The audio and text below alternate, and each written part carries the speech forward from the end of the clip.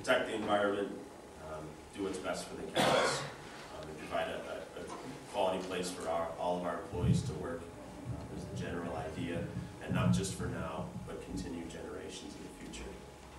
Dakle, misija njihova je da sa svojim poslovanjem, sa svojom proizvodnjom zaštite prostor, dakle da zaštite ekološki visok stepen ekološki svjesne proizvodnje, da za svoje saradnike, za svoje radnike koji tamo rade, da osiguraju ugodno i kvalitetno mjesto za boravak, odnosno za rad, i to u generacijama budućima, ne samo sada. Dakle, imaju ustavljen odnos visoke profitabilnosti, brine o dobrobiti životinja, zaštiti prirodnih resursa i da obezbedi ugodan život za svoje porodice i zaposlene. Također, oni proizvode vrhunsku Holstein genetiku na tržištu diljem svijeta, koriste i ispituju profitabilne ekološki prihvatljive tehnologije za uzgajanje biljaka i životinja i održavaju ekonomski isplativu poslovnu jedinicu sa mogućnošću daljeg rasta. Proizvode visoko kvalitetno mleko sa minimalnim troškovima i maksimalnim profitom.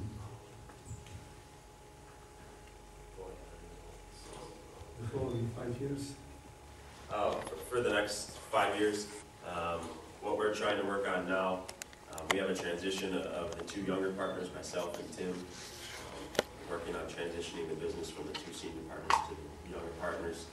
There's talk about expansion, but obviously with tight capital and buying two partners out, we're not really sure exactly the direction of the farm, but sooner or later in the future there's going to be more cows.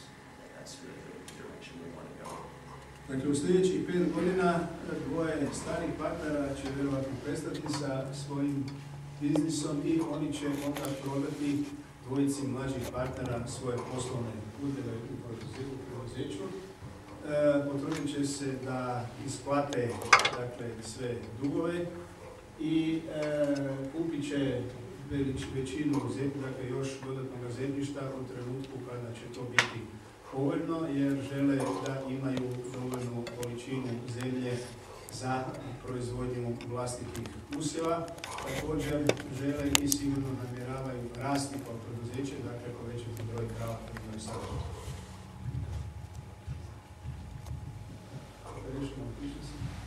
So some of the efficiencies that we're shooting for right now, our biggest goal is feed efficiency. We want small cows that produce a lot of milk with minimal feed input.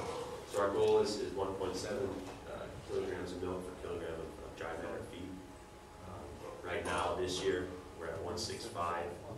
For 2013, we did hit 1.7. And then, how we get there is all our milk sold, smaller cows. Some of our facilities help that with the cross-ventilation.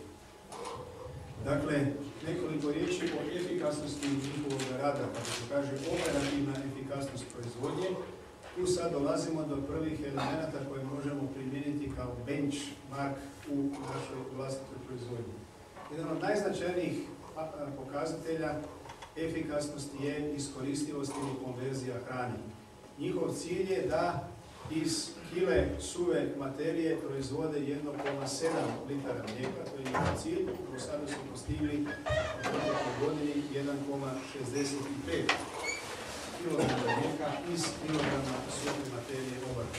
To je već jedna interesantna stvar, možete usporediti sa našim farmama, a mogu vam ja reći ovo zanima koliko vidite prosjek na našim farmama.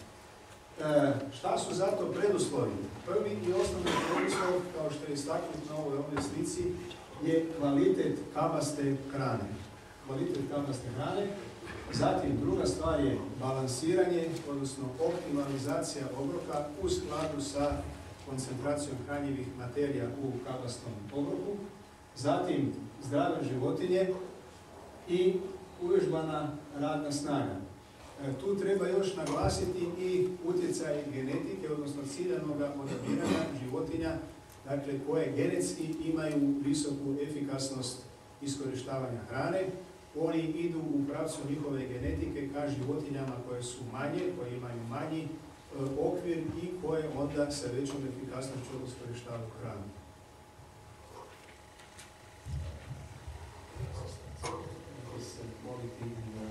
Management of the silos.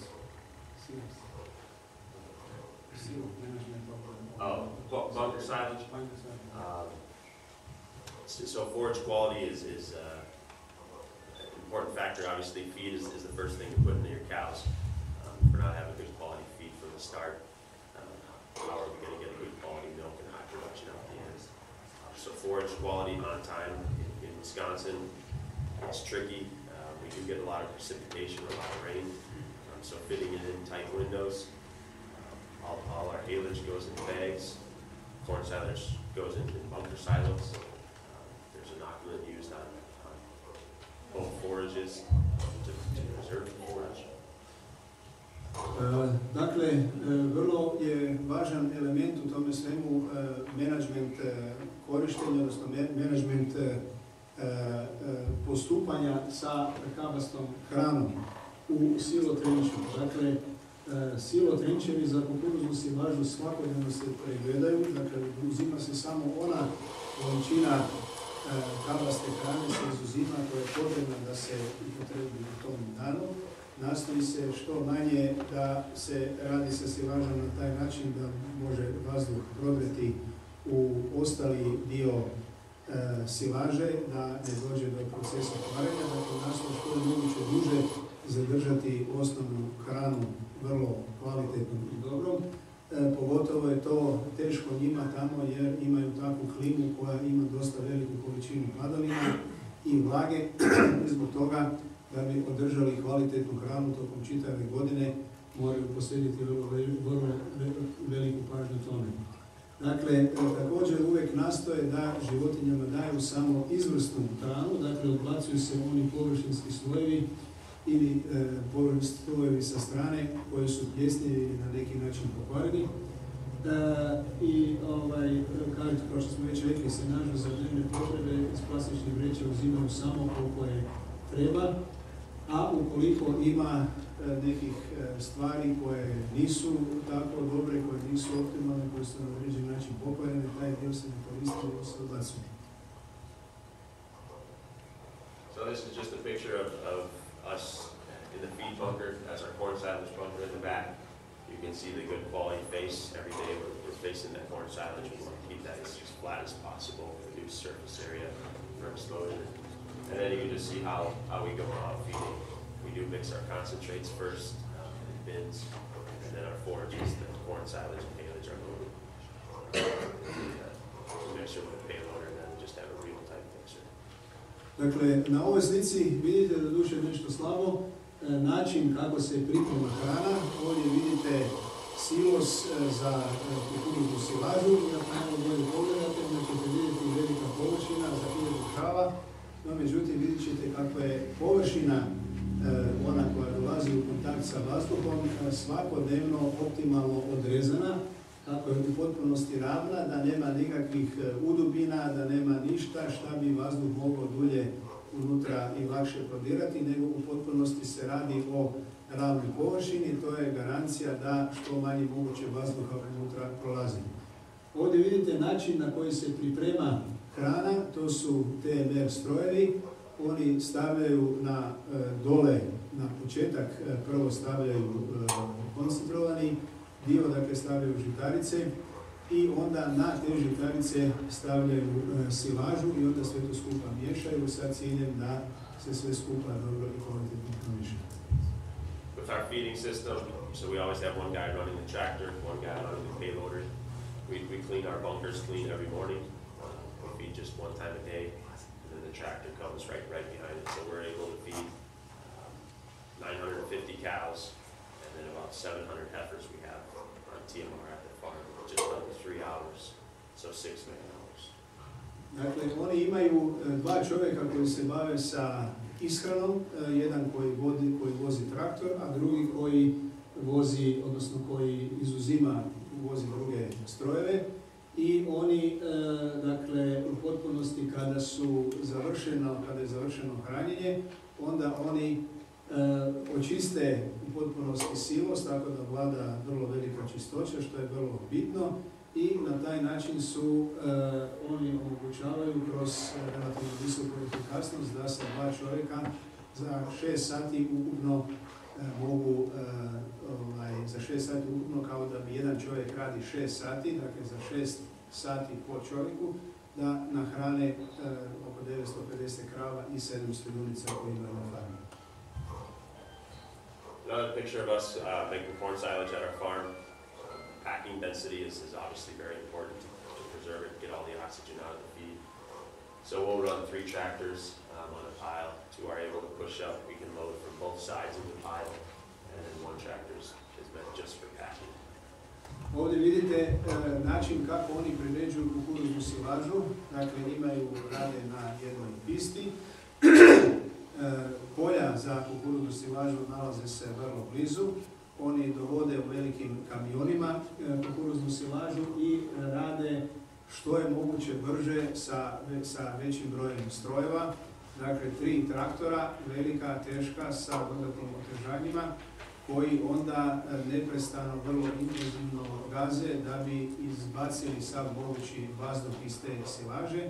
Jedan traktor prigrnjuje silažu, odnosno materijal za siliranje koji je doveden od strane kamiona, i cilj je da u što kraćem vremenu se izvrši proces siliranja da bi se što je moguće na taj način postigla bolja kvaliteta silaže, da bi proces fermentiranja što je moguće ranije brzo započeo. Može kako ide, doktor, je prethodna slika. Ako su ovdje sve traktori sa drugom groma, a ovdje dobar deo drugih preferira da radi sa jednom. Neka da samo pojašnjenje zašto sada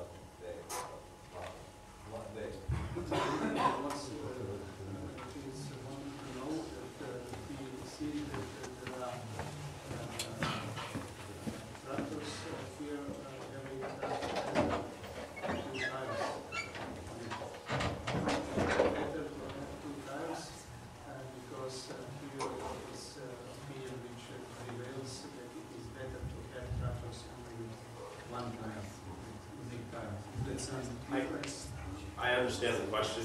Less tires would mean more weight per tire, but for us, when we're covering it, we just pack down a wider area with the less pass, and that's why we'd rather have 3 tractors to make sure we're getting it packed down. If we had 2 with just blades, which we've done in the past, we can't get it packed in the amount of time that trucks are coming, so we need 3. But part of it looks nice if you have more tires. You can see where you went a little easier to pack. But we haven't seen a big difference when we added those as far as packing densities getting reduced. On razumije u potpunosti pitanje, jer s obzirom na užu gumu je veća količina težine koncentrirana na jedinicu površine sa kojom se gazi, no misli da je tu potrebno napraviti jedan određeni kompromis. Ako imate stroj sa nižom, odnosno sa užom gumom, onda možete u jedinici vremena nagaziti manju površinu silaže. Oni su radili usporedbe sa traktorima koji su imali jednu gumu, dakle skinuli su tu drugu gumu i sa 2 gume i nisu uočili veliku razliku u tome, ali na ovaj način im se pokazalo da je puno bolje, budući da u kraćem vremenu mogu nagaziti veću količinu silaže, ali kažem, to je uvijek jedan određeni kompromis i oni su jednostavno vidjeli da mogu postići vrlo dobre rezultate kada na način odgovaraju. Another reason for that as well is once the pile gets so high, we need to have traction to be able to push. Otherwise, we're taking such a small amount of corn silage once we get to that top that it takes 5 pushes and then the trucks are backing up. So when we have additional tires, additional traction, we're able to push it up in 1 push and keep the trucks rolling. Because when trucks are standing still. Drugi razlog je taj jer to su vrlo velike površine silaže koja se radi, i onda je naputa kada se to brdo, odnosno taj silos, trenč, kada postane jako visok, onda je isto tako treba lakše se sa traktorom koji ima debele gume dostigne gore i lakše se po toj masi sa širim i većim prostorom manipulira i u bržem vremenskom razmaku. Dakle, treba im više snage da bi traktor to mogao provesti. Tako su ti razlozi.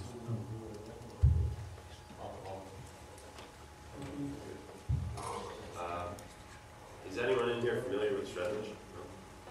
Ali ste se susretali sa pojmom švedlić kod načina serviranja, način drobljenja, odnosno način rezanja kukuruzne stabljike i drobnog zrna. Dužina drobljenja, to je sad jedan posebni uređaj koji se stvara radi na silikon manje. Švedlić, može se kod nas kaže bilo podrugčije, a Amerikanci kažu na engleskom se kaže švedlić. Možda ste sigurno pod nekim drugim imenom, ali prepoznat ćete kada ćemo sad napraviti. So with our corn silage, we're using shreddage right now. What we're shooting for is, I believe right now it's 27 millimeter cut of the theoretical length of cut, a little longer than our traditional corn silage is right around 19 millimeters, so it's longer with more breakage sense. Dakle, osnov ove tehnike bazira se u tome da se putem ovoga uređaja može rezati silaža na veću duljinu. Dakle, stabljika, odnosno zrna, odnosno partikle koje se siliraju, se režu na duljinu od 28 mm. Tradicionalno i uobičajeno je bilo negdje od 13 do 17-18 i u zadnjih nekoliko godina većina Amerika, odnosno gotovo redovito, se na sjevernoameričkom kontinentu primjenjuje ova takozvana švedlić tehnika gdje se silirana materijal za siliranje reže na prosječnu duljinu 28 mm. Both our corn silage and haylage, we're shooting for pretty similar dry matters. For 35% is really ideal for us. Dakle, oni upotrebljavaju materijal sa 35% vlage, odnosno sa 35% suhe materije. And then with our haylage, we're shooting for 18 and 20 millimeter theoretical length of cut. And with our process, there will be a video coming up, but we're able to cut hay in the morning, and within 6 to 8 hours, we're able to harvest that hay and put it up in bags. So with the rainy season in our state, we usually only cut what we can harvest in that day. We don't cut too many days. Dakle, što se tiče sjenaže, oni rade, vrlo im je bitno da naprave, vidjet ćemo, to je kraći video u vezi sa time, dakle da bude što je moguće brže napravljeno zbog vrlo velikih padavina koji ih mogu iznenaditi. U sezoni siliranja moraju da ugrabe nekoliko suhih sati. Nastoje da bude siliran sa suhom materijom negdje oko 30-35% i negdje kraći rez od prilike 18 do 20 mm režu, dakle kose silažu na tu, odnosno sinažu na tu razdaljinu. Tako nastoje sve napraviti da ako ujutro pokose, već za 6 do 8 sati tu materiju, odnosno taj materijal mogu spremati u silos, da mogu započeti sa procesom siliranja. So again, the corn silage we have in bunkers, haylage we put in bags, but the goal of the operation is to get the air out of both forages, make sure that they're properly ensiled. We want that fermentation to start happening as soon as possible in pH. Dakle, oni siliraju kukuruznu silažu, kao što smo rekli, ne na silosima, nego na pisti, dakle u takozvanom trenču, a sjenažu, dakle travu, siliraju u onim vrećama. Dakle, cilj je na taj način su, primjenjujući takve metode, su utvrdili da mogu praktički postići najbolji mogući kvalitet fermentacije, koji je u vezi sa što je mogućim bržim i potpunijim istiskivanjem vazduha iz mase za siliranje.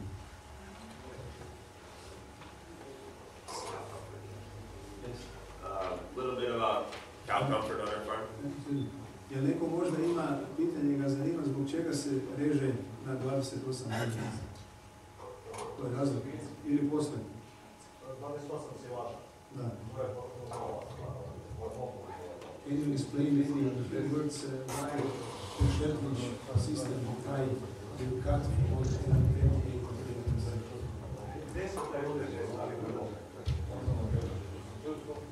The way I understand it,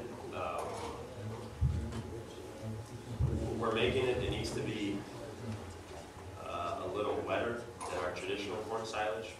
If it gets dry, it'll cut it a lot longer. But we do want a little longer for theoretical rumen health. When we're cutting it so short, the thinking is it doesn't function as well in the rumen. You're not building that rumen mat. But as long as it's longer, you have more breakage sites per piece of corn silage matter. We're getting that efficiency out of it.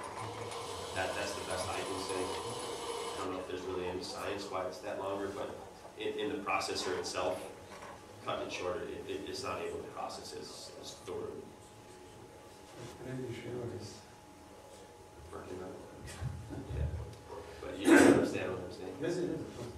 Dakle, radi se o tome da se povećavanjem duljine reza na 28 mm može se povećati, odnosno ima se u samoj materiji veća količina aktivnih vlakana, dakle pogotovo NDF vlakana, i na taj način se dobije veća količina, odnosno bolja silaža, odnosno bolji materijal koji kasnije dođe u burak i u buragu se napravi kvalitetniji buragov madrac, odnosno buragova masa koja sa time onda može to postići, odnosno stvore se bolji uslovi za promidžbu. To je s jedne strane. S druge strane, dakle, ekonomičnost izrade osnovnog obroka, odnosno obroka u cjelini.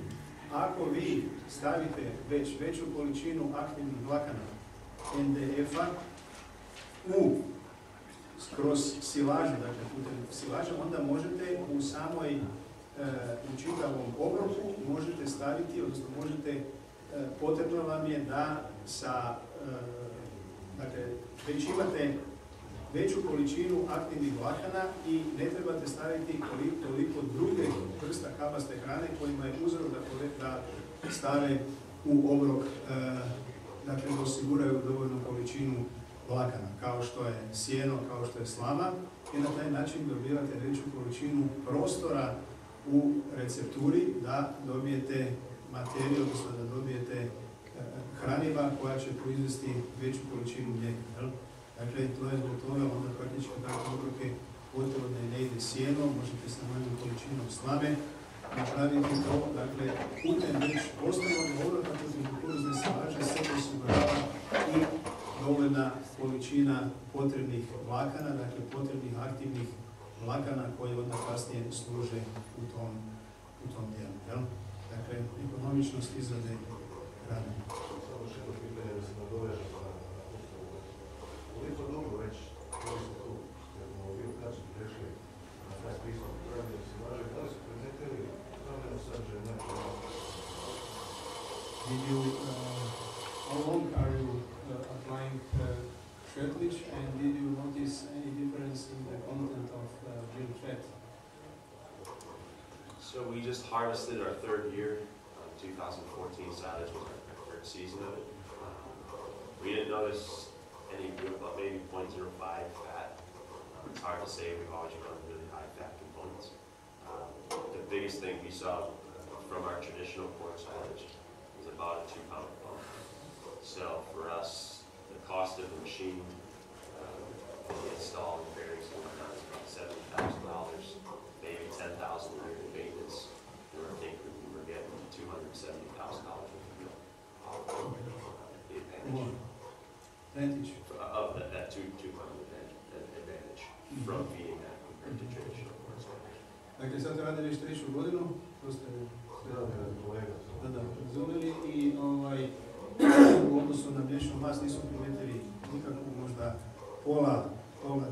pola desetine postotka, ali onako imaju dosta visoku mast, bili ste preko 4,15, 4,20, ali otprilike oko 2 funte, oko 1 litru više mlijeka u prosjeku danas su dobili sa time, primjenom takove tehnologije, i to ih je smatralo da trošak te mašine, odnosno toga dijela, košta negdje oko $70.000 plus $10.000 otprilike godišnje održavanje toga stroja, odnosno održavanje toga dijela, a negdje oko $200.000 imaju veću zaradu, odnosno veći prihod nakon primjene toga sistema. Inače, to se montira napred na onaj dio, to je poseban dio koji, dakle, na onaj dio koji grabi napred i na neku sliku, pa mogu poslije napred. Na kojoj visini posla? Uzmi, da li privat to uzeti? Da li specijalno ima specijalnih izristosti lažova i uvijek zapravo? What is the height of the mice when you cut it? The height off the ground, 6 inches maybe, 6 to 8 inches from where we're cutting it low. 6 inči, to je 20 What's counted here? What's counted? Oh, we're cutting as close as we Dakle, can. ranije, dakle, niže, što je moguće niže, 60 cm, da dobiju veću masu. And what type of habits do you use? Triple stack. Tim part he deals with the purchasing. We've tried BMR, we gotta use that, so it's still traditional form, but just more standard breeds. Dakle, upotrebljava različite hibride od postojećih, ne bi uvijek samo jedno, ali glavni tradicionalno GMO, normalno, to ne spominjem.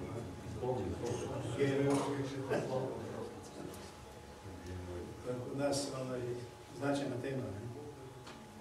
Kod njih je nije.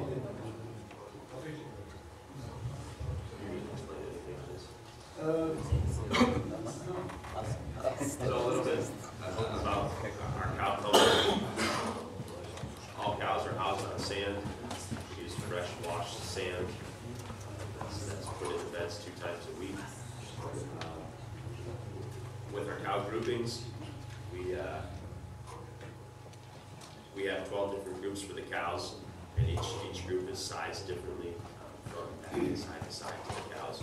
Because ideally, the picture on the right, that's what we want to see.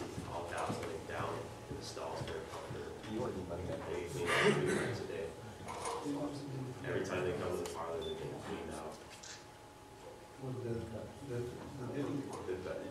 If there's urine or manure, that gets cleaned out. Stalls are level. Dakle, oni stavljaju jako veliki značaj i jako veliku pažnju na komfort krava, na smještaj krava. Dakle, drže krave na pjesku i taj pjesak se mijenja, se 2 puta nedeljno se nadopunjava, mijenja i taj pjesak oni vrše poseban sistem čišćenja. Dakle, da bi mogli iz toga pjeska izbaciti elemente gline i drugih nekih organskih primjesa, da bi ono na čemu životinje leže bilo u potpunosti anorganska materija zbog što je moguće manje mogućnosti razvoja bakterija. Oni također imaju različite veličine ležišta i tu su grupirali krave prema veličinama ležišta. Evo, kao što ova desna slika prikazuje, oni žele da sve krave na ovaj način izgledaju, dakle da u potpunosti leže unutar ležišta da bi se mogle dobro osjećati. Vrlo veliku pažnju obraćaju na higijenu, dakle krave idu 3 puta dnevno na lužbu i kad krave su na lužbu, onda uvijek prolaze u nakon i čisti ukoliko ima prljaštine na ležištima krava. Dakle, higijena, čistoća, komfortnost i udobnost je jedan od najznačajnijih elemenata u menadžmentu udobnosti krava. How we group our cows. This is where we use a lot of technology to gain efficiency in our parlor. Like I said, there's 12 groups of cows. Here's a little graph of how we group them. They all come to the fresh pen. From the fresh group, if it's a slow cow, no matter what parity, they go to a slow cow pen. 2-year-olds go to a faster milking pen. The second lactation or greater There's a fast and a medium milking. From the 2-year-olds, after they get diagnosed pregnant, they split into a fast and medium milking speed. And then from there, before dry off, we have a first lactation smaller cow group, and that's when they go on a ration change to pre-dry off. And then the mature cows, they're in a pre-dry off then too. But everything is based off milking speed, no matter where you are. If you're a slow milker, and that's 8 minutes of unit on time, they go to the slow milking pen. But that's how we're able to gain efficiencies in our farm. Dakle, ovo je relativno komplikovano za objasniti, mislim da neću biti sposoban da objasnim sve u detalje. Koga zanima, možemo poslije o tome malo temeljitije razgovarati. Uglavnom, dosta značajan element i nešto na šta su oni ponosni i čemu zahvaljuju u velikoj mjeri efikasnost rada na svojoj farmi. To je način kako su krave grupisane. Oni su 1000 krava u proizvodnji grupisali u 12 grupa i te su grupe grupisane prema brzini mužnje i prema količini mlijeka koje daju. Dakle, tako su onda grupisane u takve različite grupe i tim onda redoslijedom idu na mužnju. Dakle, cilj je da su u jednoj grupi se nalaze krave koje imaju sličnu brzinu mužnje, dakle koje se u slično kratkom ili slično dugom vremenu mogu pomustiti. To im omogućava da onda imaju efikasan proces da sve krave koje uđu unutra približno u isto vrijeme završe mužnju, izlaze van, istovremeno ulaze druge krave, nema one koje se sporije mužnju da sve ostale 15-20 krava mora čekati 1 ili 2 krave da se one pomuzu, nego praktički sve su slično gotove sa mužnjom i to im omogućava vrlo velike uštede, vrlo veliku efikasnost kod samoga muznoga procesa. Također, osim mužnja, oni su te krave dijelili u toliko grupa zbog, isto tako zbog raznih vrsta hrane koje im onda primjenjuju u nekoliko grupa. Dakle, to su onda krave tako grupisane prema dužini laktacije, prema trajanju laktacije, prema fazi laktacije, prema brzini mužnje i prema, dakle, hrani koju je. There is quite a bit of research now coming out about cow movements. I would ideally like to maybe cut out one of these moves, but the economics of getting cows for a parlor on time and more cows to the parlor is paying off that difference, as well as once they get into that low cow ration, that's over $1 a day cheaper than our high cow ration, so there's a lot of economics on our end that go into the cow. Dakle, to im omogućava isto tako da primjenjuju i hranu na tako velikom broju krava kod grupa koju imaju manju proizvodnju i hranu koja je jeftinija i na taj način ostvaruju značajne uštede. Ali ono što je jako bitno naglasiti je to da, dakle, puno veći broj krava mogu izmusti u istom vremenu i na taj način povećavaju efikasnost izmuzišta, to znači mogu povećati broj životinja bez da rade dodatnu investiciju u povećanje kapaciteta izmuzišta. To je jedna stvar. I druga stvar, budući da 3 puta na dan muzu i na tako efikasan način, to im omogućava da zapravo drže u farmi, da drže veći broj krava nego što imaju ležišta. Dakle, jer stalno se otprilike 20% krava nalaze u cirkulaciji, tako da uvijek inače stoji određeni broj ležišta slobodno za one krave. To je slično da se malo našalimo, sve aviokompanije danas prodaju više karata nego što ima sjedišta u avionu. Jer uvijek neko ne dođe, zakasni, napije se ili ne znam šta drugo i onda to im omogućava da prodaju veći broj karata, da imaju kapacitet preko 100%, nego što je, tako to je filozofija. A little bit about our parlor. We have a double 12 parlor right now. It's installed with the milk system. That's how we're getting our milking speed. Helps with milk production, milk waste, etc. Right now, about 75% of our cows we can get from the time they leave the milking pen back to the milking pen is less than 35 minutes. And for sure, 100% of our cows, the goal is to spend less than 45 minutes in the parlor. Some of that has to do with milking speed, some of it has to do with size of groups. So our cows that are in peak production, we only want them in that 35-minute range. The cows that are later in production and aren't necessarily to that capacity of milk, in our mind, it's okay if they stand an additional 10 minutes because they're not hitting those production parameters.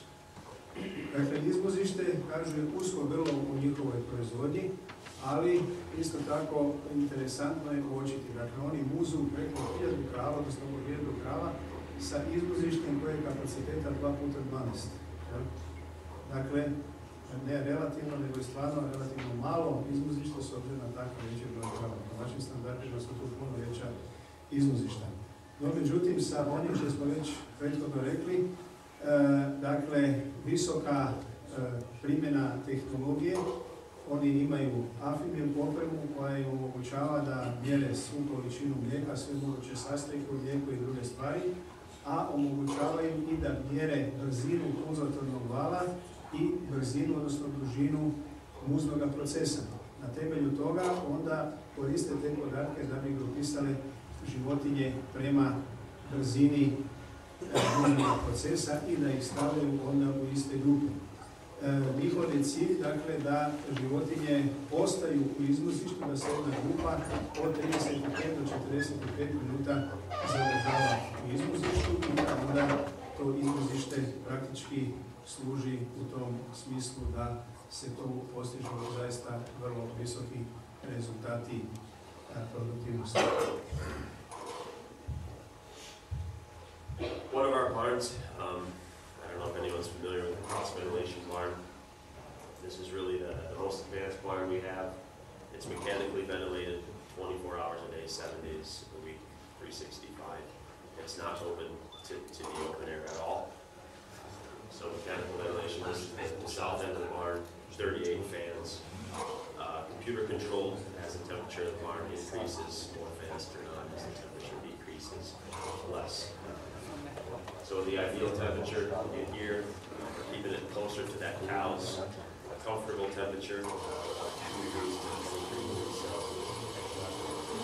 It's managed the same day, same way, every day of the year, which makes it easier on our end. Dakle, oni imaju krave, drže krave u posebnoj vrsti štale. Ja vjerujem da je većina od vas se suočila i zna za takav sistem držanja životinja, to su takozvane poprečno ventilirane štale, koje su u potpunosti zatvorene i sa vanjskim svijetom nema nikakvog kontakta. Ima 38 velikih ventilatora koje stoje na jednom dijelu i praktički stalno izvlače vazduh. Dakle, u tim štalama stalno je na snazi jedan podtlak, odnosno jedan podpritisak.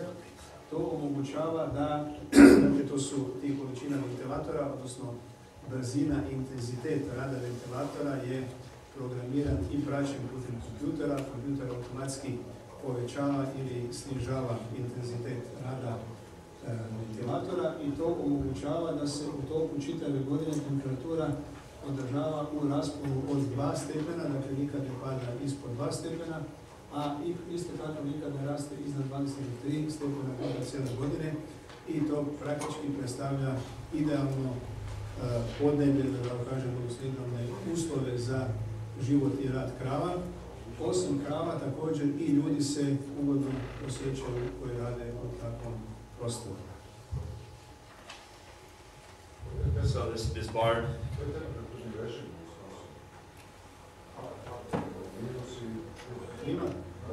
what is the average temperature in a year in the Wisconsin, in your area? so yeah, it's hard to say that. In the winter, in Celsius, it gets, I would say, for 3 months, the average is 0 Celsius.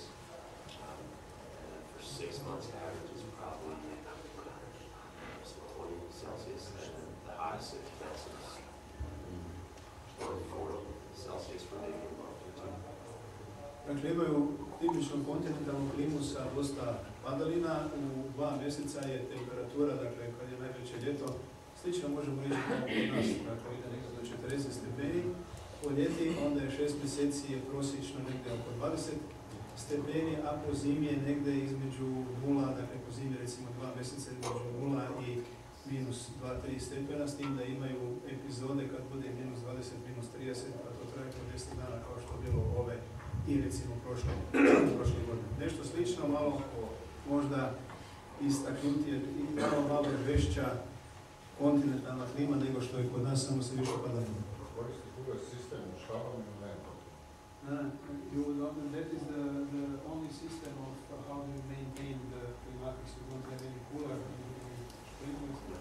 Well, I take that back. In the summertime, in the parlor, we have water as they get milk, but in the barns we have to U štalama ne samo kad je najveća vrućina, onda u čekalištima te životinje čekaju da bi, u izmuzištu gdje čekaju da bi bile užene, tamo imaju te šprinklere. Kolika je vlažnost vazduha, izvinjam se? Molim? Vlažnost vazduha u Kako štalama? vidjeti?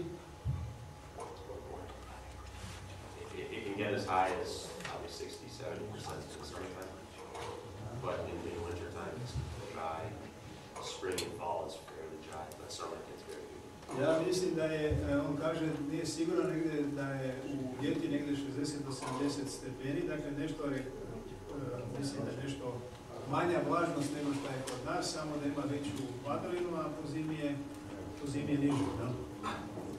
With that cross ventilation barn, so the outside facing inside here, the other advantage to this barn is it's fully insulated in the roof, so that's what's blocking a lot of the heat from entering. The steel doesn't get as hot on the inside as well as on in winter time. You don't see any frost inside the walls, so that's another advantage. Dakle, krov te štale je izoliran i dakle, po ljeti nema to sprečava dakle, veliku toplinu da uđe, a isto tako po zimi i hladnoću, dakle nema nigdje po zimi kad je ne znam koliko hladno, nema da se vidi da se nešto ledi ili da ima nekoga mraza unutra, dakle zaista je jedna vrlo ujednačena temperatura u toku svih godišnjih doba. 6 inches of insulation on the roof, the walls, all the garage doors are insulated in a cross ventilation facility. So with that, there's obviously advantages. We don't see the peaks or valleys in our milk flow. It's more consistent year round. There's a cost to that. This barn, in our system, compared to a naturally ventilated barn, costs $400 freestall more. We feel that's easily paid off within 2 years of building the facility. But again, the biggest advantage for us is it's the same way to manage 365. Our other barns, manure freezes, you'll have sand freeze, you have to wipe the teats differently in the winter time, and whenever our employees have to make a different decision on their own, that's not part of normal protocol, that's where we have issues. So if we can standardize it for 365, that's the big advantage. Dakle, najviše što im to omogućava, zbog čega su se odlučili za tu gradnju i gdje vide prednost, to je mogu u toku čitave godine primjenjivati standardni protokol. Dakle, nema nikakvog smrzavanja stajnjaka, kao što je to slučaj u otvorenim štalama, nema ništa šta bi zbog vremenskih priloga, odnosno vremenskih prilika utjecalo na to da se sad mora raditi neka stanje, plane i situacija, da se mora raditi nešto šta odskače od standardnog protokola, da treba više ljudi, da treba neko odštopavanje, odmrzavanje ili bilo takve druge stvari, što inače je bolji slučaj za farmama. Dakle, omogućava im 365 dana da rade taj isti protokol. To im osim toga omogućava i da imaju konstantnu proizvodnju mlijeka, dakle nemaju fluktuacija koje nastaju inače kod životinja zbog toga jer su izloženi nepovoljnim atmosferskim prilikama. Da kako da ta štala košta i više, dakle oni kada su gradili, namjerno su investirali oko $400 više po ležištu u takvoj štali nego što je to slučaj sa standardnim štalama, ali kaže za 2,5 godine su ta sredstva bila vraćena natrag, dakle investicija se potplatila s obzirom na ove pozitivne efekte koje smo ovdje vidjeli.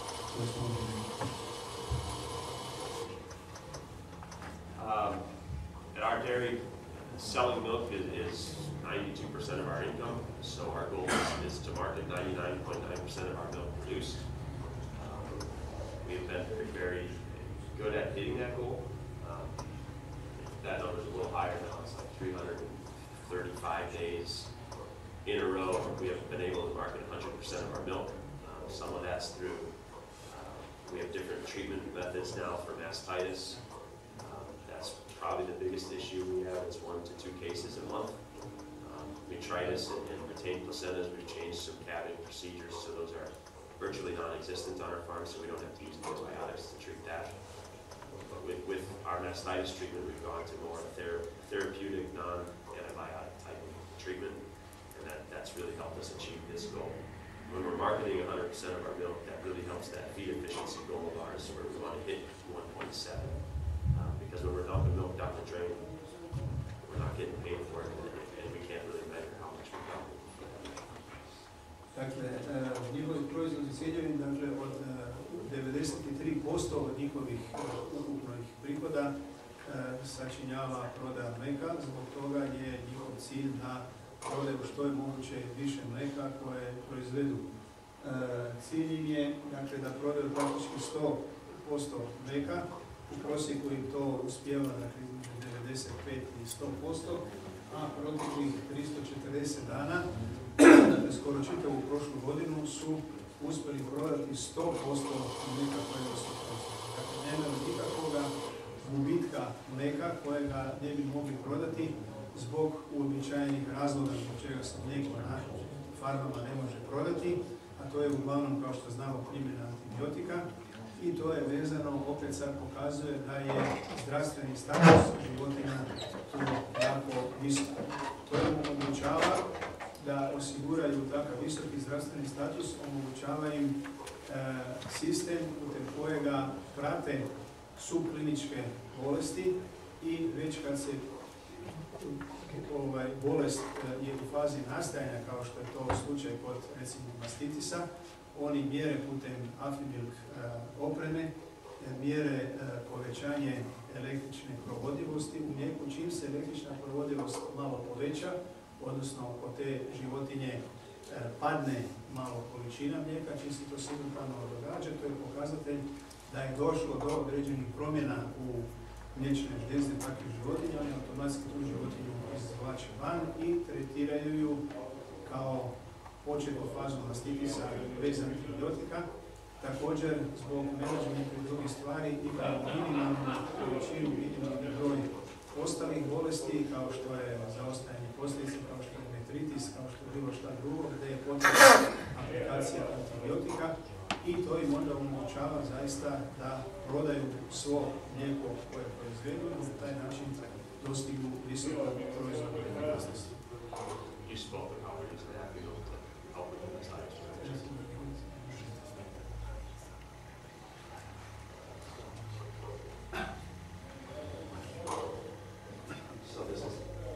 Some of it we spoke on this, but yeah, I mean, 24/7, 365. That's what we need when we manage our farm. There can't be any blips at our night shift or on the weekends. That's where we traditionally see issues. There needs to be management in place so everything gets followed. That can't be different from shift to shift. That we're using technology to help with mastitis prevention.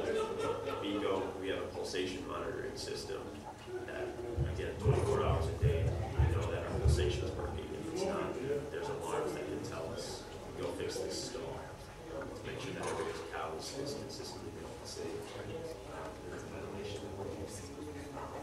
And ultimately, we've tried to breed genetically superior cows, that durable cows that can stand our facilities, as well as the test of time. They can hold up and be healthy without assistance of antibiotics, without assistance of hormone treatments, etc. Dakle, magični broj koji oni slijede, to je 24/7/365. Znači, potpuno isti standardiziran protokol tokom 24 sata, 7 dana u tjednu, 365 dana u godini. Dakle, to je ono što omogućava, šta osigurava takve rezultate, standardizirani i ujednačeni radni proces. Dakle, kao što znate, tamo se muze 3 puta na dan, 24 sata na dan se radi, dakle samo 1 sat se provodi za čišćenje mliječne opreme. Oni primjenjuju tehniku, kao što smo rekli, Afimilk, imaju sistem putem kojega omogućavaju da se rano izvrši diagnostiku svih bolesti koje nastaju, prvenstveno sa mastitisom i sa drugim stvarima. Zatim mogu otkrivati gonjenja, mogu otkrivati estruse, imaju pulsatore, beko pulsatore koji mjere, koji rade isto kako 24 sata, imaju sistem koji onda javlja ako nešto nije u redu, dakle da isto vremena kada prije što je nastala jedna određena šteta, da mogu doći i da mogu stvar reparirati. I ono što je isto tako bitno, dakle rade na stalnom, postepenom, ali vrlo intenzivnom genetskom napretku krava, gdje dobivaju životinje koje uvijek može proizvoditi nešto više mlijeka, ali isto tako koje su robustne i koje mogu izdržati takve uslove privređivanja. A little bit about reproduction on our facility. Right now we're right around a 20% break rate. The way we're using our heat protection, we're trying to do the majority off of our Afimilk, off of the pedometer system we have. Right now that's around 70%. We're using hormone treatments to get some of these cows that we don't see come in heats. That's about 20% right now. And then we're doing some embryo transfer work with our best genetic cows, putting those embryos in our poor genetic cows. Right now, we're around a 40% cull rate, which means our cows are really lasting 2 to 2.5 years in lactation. And then in our system, they need to go at that point that we want them to go. There's a lot of value to the meat. We want to sell them before they're old, skinny cows. We are a milk production facility as well as a meat production facility. We sell our animals while they're in good condition to make good quality money off of them. Dakle, što se tiče reprodukcije, reprodukcija je izuzetno bitna ne samo za dobivanje većeg broja teladi, nego kao što znate i za postizanje optimalnih rezultata u proizvodnji mlijeka, dakle dužine laktacije, efikasnosti laktacije itd. Dakle, oni se koriste sa Afimilk programom, sa endometrima i sa Afimilk softverom koji im omogućava da oko 75% krava otkriju u estrusu i krave osjemenjuju već oko 40. dana nakon poroda. Dakle, svrha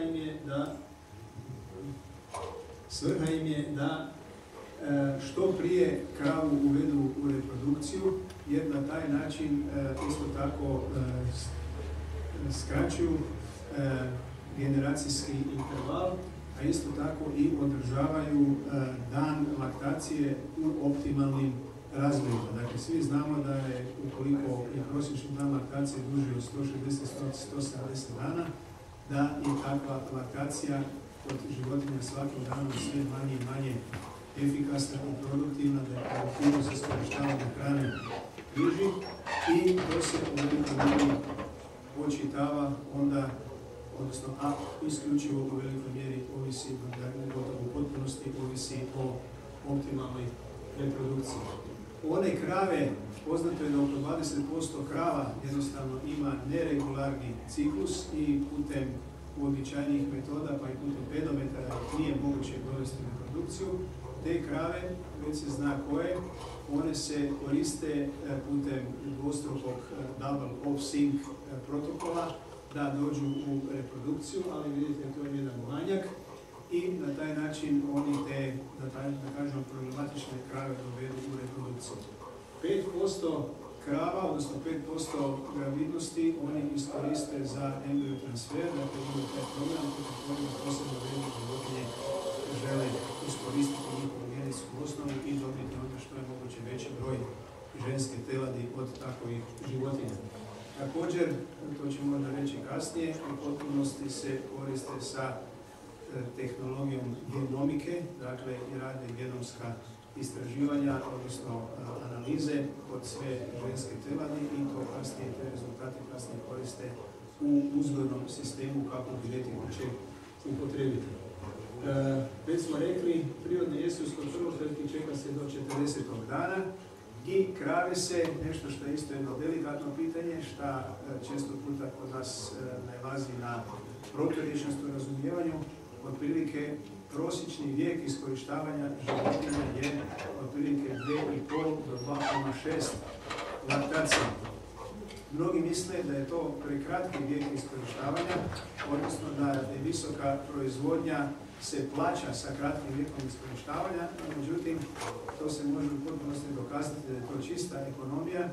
Dakle, životinje kada više ne mogu nakon 2,5 laktacije davati svoj maksimum, pogotovo kada imaju određenih problema sa reprodukcijom, tada je puno efikasnije u ekonomskom smislu ih prodati. Na taj način se još za njih dobije i značajni, odnosno interesantan novac, a isto tako to omogućava da se i skraćuje generacijski interval, da je remont stada puno intenzivniji i kroz poboljšanje genetske vrijednosti, kroz poboljšanje genetskog potencijala se tada osiguravaju bolji i povoljniji rezultati. Evo, na ovoj slici vidite dakle, kako i na koji način ovom donjem zelena linija, dakle najdonja, dakle vidite kako se putem pedometra mjeri, odnosno otkriva da je životinja došla u estrus. Životinjama negdje oko 90 do 100 koraka u prosjeku po satu koji treba da pređe, a u trenutku kada dođe u estrus, onda taj broj koraka porasti na 300, 400 ili 500 koraka i to je jedan od sigurnih znakova da je životinja došla u estrus. Na taj način oni uspješno otkrivaju oko 75% životinja. Ovo su drugi elementi koji ovdje vidite, također drugi parametri, odnosno druga svojstva koja se prate putem takvog sistema na farmi. A couple things just on the heat detection. The reason we want to use AFI, there's a lot to it. The system of using that thermometer costs us about $12 a year per cow, whereas the double offset is over $20 per insemination without the cost of semen. So in our system, we're about 40% conception on both AFI and double offset right now before I left.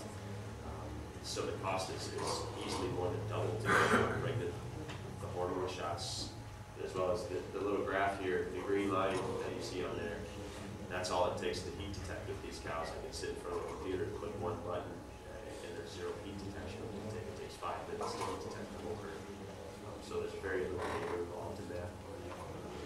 And it's very simple, it's easy to see, but the cost savings is huge on that. So that's why we want to keep as many as possible on that natural heat detection.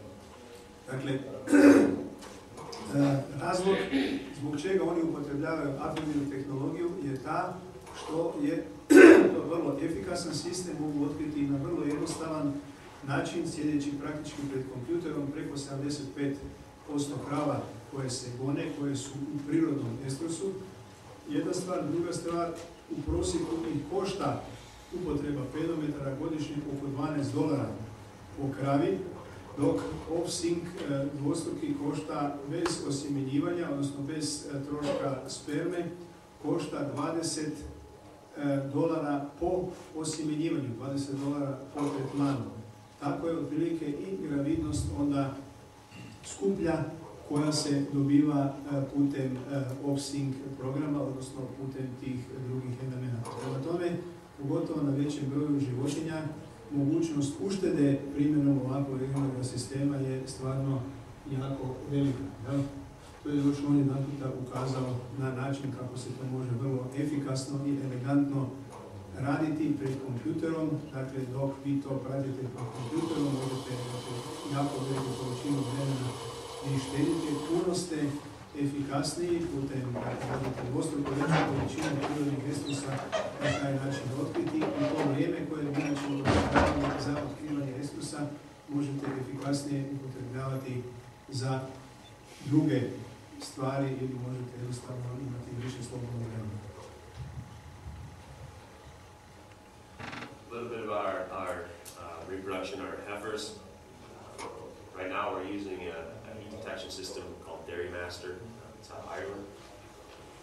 What our goal is, we want to breed our heifers at 12 months, and right now we're getting them calved just over 22 months old. There's a couple reasons for this. We want to reduce the time that they're on feed as a heifer. Raising them as a heifer is a big cost when they're not producing income for us. So the sooner we can get them into lactation, the sooner they start paying off their debt as raising them. Dakle, reprodukcija kod junica, jasan cilj im je da se junice tele u prosjeku sa, dakle, niže od godinu dana, kod njih je taj prosjek 22,5 mjeseca. Da bi to postigli, oni započinju osjemenjivanje u starosti od 12 do 13 mjeseci. Zato koriste također određene elektronska pomagala. Troškovi izgradnje, odnosno uzgoja